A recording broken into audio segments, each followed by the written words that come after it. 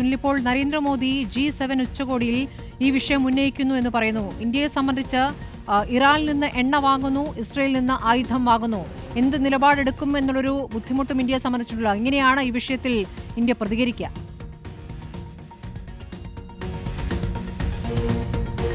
വളരെ സങ്കീർണമായ സാഹചര്യം തന്നെയാണ് ഇന്ത്യയെ സംബന്ധിച്ച് ഈ പശ്ചിമേഷ്യയിലെ ഈ ഒരു സംഘർഷ സാഹചര്യം എന്നത്. മിഡിൽ ഈസ്റ്റിലടക്കം ഒരു പ്രതിസന്ധി ഉണ്ടാകുന്നത് ഇന്ത്യയെ നേരിട്ട് ബാധിക്കുന്ന വിഷയമാണ്. അതുകൊണ്ട് തന്നെ കരുതലോടെയാണ് ഇന്ത്യ ഈ വിഷയങ്ങളെ നോക്കിക്കാണുന്നത്. വലിയ ആശങ്കയും ഇക്കാര്യത്തിൽ ഇന്ത്യക്കുണ്ട്. ഏതായാലും പ്രധാനമന്ത്രി നരേന്ദ്രമോദി G7 ഉച്ചകോടിയിൽ പങ്കെടുക്കാനായി പുറപ്പെട്ടു കഴിഞ്ഞു. ആദ്യം സൈപ്രസിൽ പോയ ശേഷമായിരിക്കും കാനഡയിൽ നടക്കുന്ന G7 ഉച്ചകോടിയിൽ മോദി പങ്കെടുക്കുക. ഏതായാലും ഈ ഉച്ചകോടിയിൽ വളരെ പ്രധാനമായി ഈ ഒരു ഇസ്രായേൽ ഇറാൻ സംഘർഷം ഉന്നയിക്കാൻ ഇന്ത്യ തീരുമാനിച്ചു എന്നാണ് മനസ്സിലാക്കാൻ കഴിയുന്നത്. ലോകരാഷ്ട്രങ്ങൾ ഇടപെട്ടുകൊണ്ട് ഈ ഒരു സംഘർഷ സാഹചര്യം അവസാനിപ്പിക്കണം എന്നതായിരിക്കും ഇന്ത്യയുടെ നിലപാട്.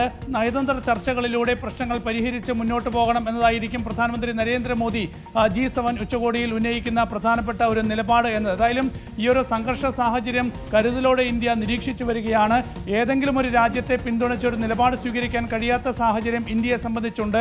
ഇസ്രയേൽ ആയാലും ഇറാൻ ആയാലും ഇന്ത്യക്ക് വളരെ വേണ്ടപ്പെട്ട വളരെ സൗഹൃദമുള്ള സഹകരണമുള്ള രാജ്യങ്ങളാണ്. നമുക്കറിയാം, നേരത്തെ ഇസ്രയേൽ പലസ്തീന് നേരെ വലിയ ആക്രമണം നടത്തിയ സമയത്ത് ആദ്യം ഇസ്രയേലിന് വലിയ പിന്തുണ നൽകി ഇന്ത്യ മുന്നോട്ട് വന്നതൊക്കെ തന്നെ വലിയ വിവാദമായിരുന്നു. പിന്നീട് ആ ഒരു നിലപാട് മയപ്പെടുത്താൻ ഇന്ത്യ ഒരുപാട് പണിപ്പെട്ടു. പിന്നീട് ഐക്യരാഷ്ട്രസഭയിൽ വോട്ടെടുപ്പിൽ നിന്ന് വിട്ടുനിൽക്കുന്ന ഒരു സാഹചര്യമായിരുന്നു. ഏതായാലും ഇപ്പോൾ ഇസ്രയേലും ഇറാനും തമ്മിലുള്ള സംഘർഷ സാഹചര്യത്തിൽ ഷാങ്ഹായ് കോർപ്പറേഷന്റെ പ്രസ്താവനയിൽ പോലും വിട്ടുനിൽക്കുന്ന ഒരു സമീപനമാണ് ഇന്ത്യ സ്വീകരിച്ചത്.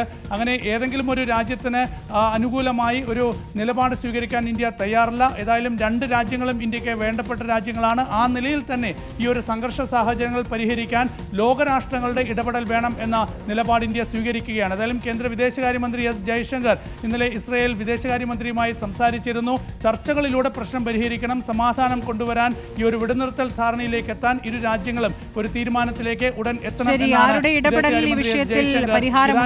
എന്നാണ് കാത്തിരിക്കുന്നത്. ഗൾഫ് രാജ്യങ്ങളും ആശങ്കയിലാണ്. പിയാസിലാണ് ഡൽഹിയിൽ നിന്ന് വിവരങ്ങൾ നൽകിയത്.